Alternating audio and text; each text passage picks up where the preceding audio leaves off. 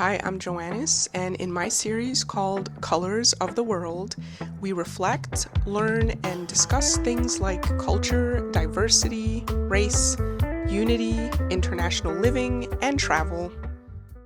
I'm multiracial and multicultural with a white mother and a black father. As a diverse and anti-racist family, we were always aware of these things and spoke about it openly.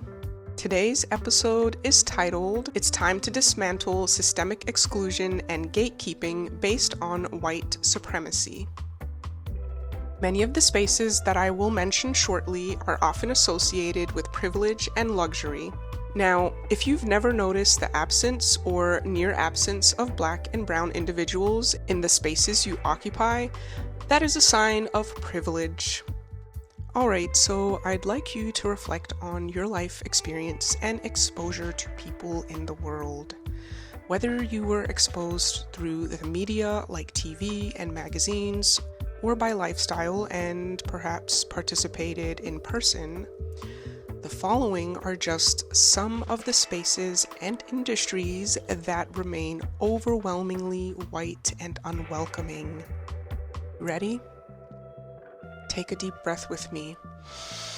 Formal balls and galas, ballets, dance academies, operas, symphonies, orchestras, horseback riding, golf and polo, yacht and racket clubs, ski industry, ski clubs, ski resorts, ski equipment, luxury train travel, the airline industry, dog training industry, service dog training industry, dog breeding, pet adoption, book publishing, VIP sections, private fitness clubs, Pilates studios, tea, chocolate, and coffee industry, land, not just any land, the best parts of the land, such as oceanfront, lakefront properties, forest cabins, or land that generally has better resources and ease.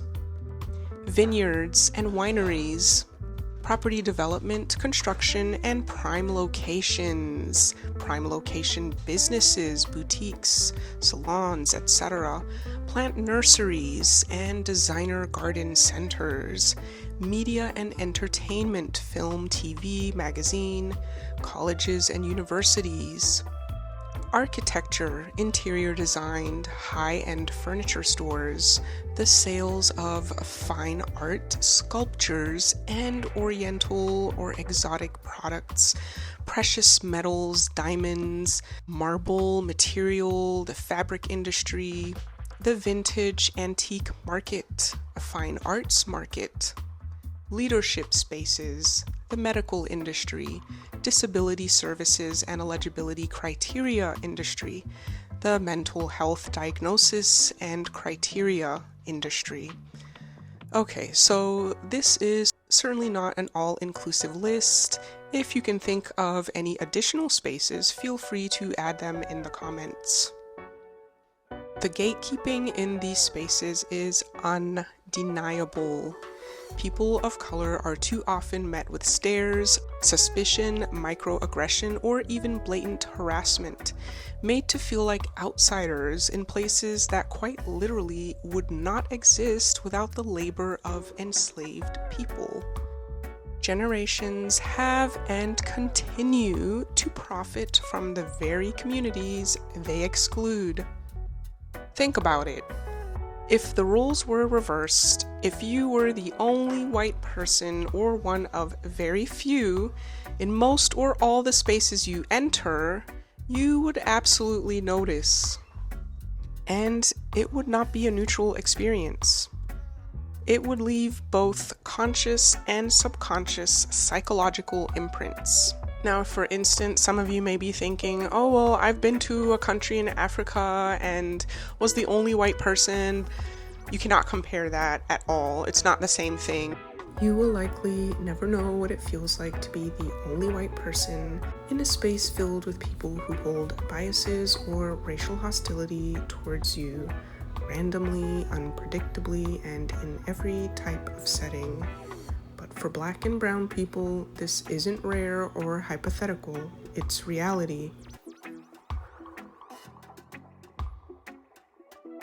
Because of the global impact of racism, white supremacy, it's had a worldwide effect in that how whiteness is viewed, and a lot of times in some of these countries, they will view you or even treat you like royalty just because of being white, which still stands today, even in the smallest of villages. In a lot of these places, they may associate you with greatness, with having a lot of money, with opportunity.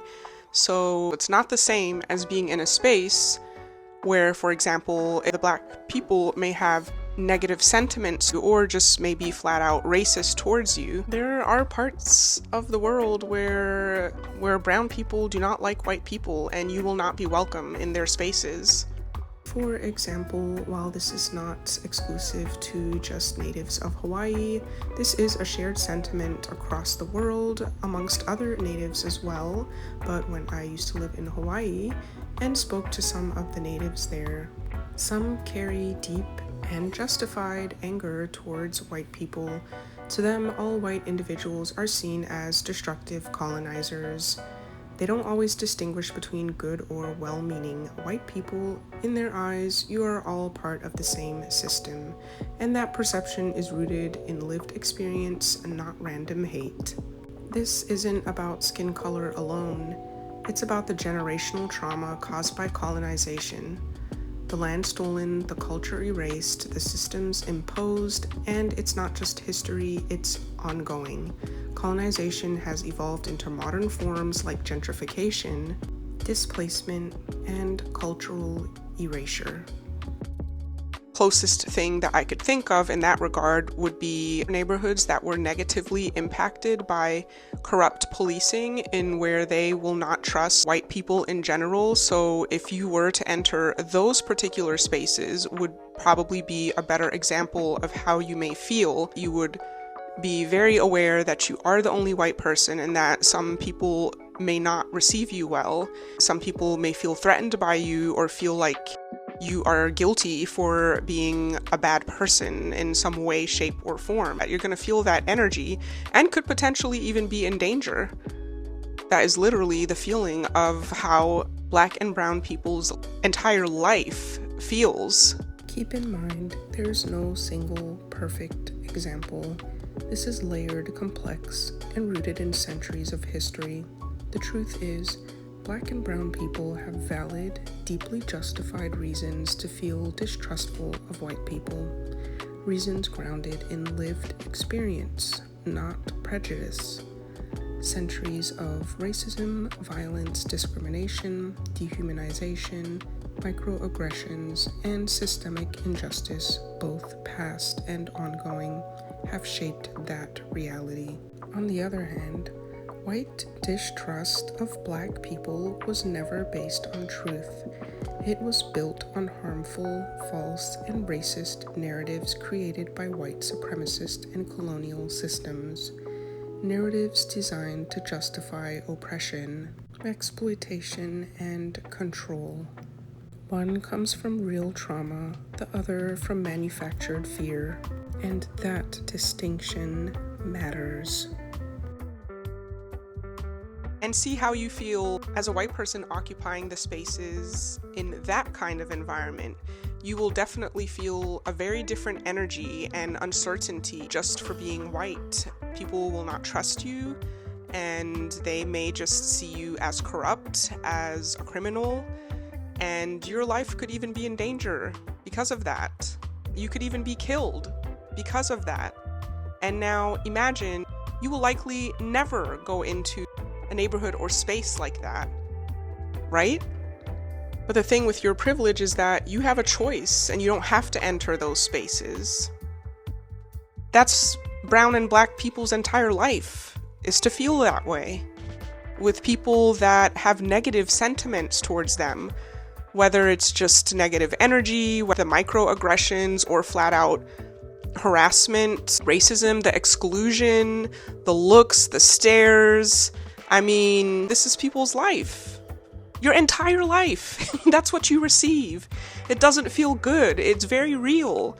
Even if you don't see it, you're not aware of it, it's real. It's important to reflect and think about this, that Many of you will never ever know what this experience is like and what it feels like to grow up this way, so that the best thing that you can do is to really listen with an open mind and an open heart. Be anti-racist. Use your privilege to help make a difference and impact globally. Being not racist or non-racist is passive, and passivity in the face of racism is complicity. It allows systems of oppression to continue unchecked. So no, it's not something to feel proud of. What's needed is to be actively anti-racist, to challenge racism wherever it shows up, even and especially when it's uncomfortable. And to educate yourself and to take the steps to learn what being an anti-racist is and what you can do to help and to create an impact in that everyone can feel like they belong in this world and be treated kindly. Sadly, still today, it's rare to see Black and brown people meaningfully represented or welcomed in these environments, industries, and spaces. This exclusion is not accidental, it's systemic. And what's even more disturbing is the audacity with which some individuals gaslight, silence, and police the presence of people of color in these spaces. It's eye-opening to see people that have so much criticism against racism and the Black or brown experience, yet seem to forget one key aspect. They are simply not qualified to speak on racism. When you are the privileged one or the oppressor, a more appropriate stance is to listen, educate yourself, empathize, and take the steps to exercise anti-racism. Such individuals operate from a place of deep privilege and ignorance, yet seem to feel entitled to dictate who belongs. They appropriate Black created language and culture only to twist it and weaponize it to present themselves as victims. It's a manipulative, emotionally unintelligent cycle, and quite frankly, it's played out and makes you look foolish. Brown and Black individuals have every right not just to be present, but to lead, to own, and to thrive in these environments. Enough is enough. Diversity is crucial and should be a priority. Let's call it what it is. Exclusion rooted in white supremacy. And it must be dismantled with unity and the collective work of anti-racism. Diversity is a beautiful and very rich aspect of life. Feel free to tune in and subscribe on YouTube for more lifestyle videos. I wanted to share a bit of footage I originally cut from a longer piece. Editing this made me unexpectedly sad, just seeing the visible impact that speaking on this topic has on me, and that I didn't realize the amount of time I spent disassociating in the moment. Compared to my lighter subjects, this one required far more editing. I noticed a stark difference in my body language and energy, size, long pauses, distant stares, the effort of trying to emotionally regulate while speaking. The hard part is, this topic isn't just theoretical or historical, it's something I and many others are still living. It's active, ongoing, and relentless. And that was just talking about it. Imagine living it. The toll it takes on your nervous system, the exhaustion of having to constantly manage the effects of exclusion, overt and covert hatred directed at you simply because of your skin color. There's no editing that out, no escape from reality. You learn to manage, but it doesn't make it any less heavy. My hope is that with collective effort, we can start to see more impactful changes in the world.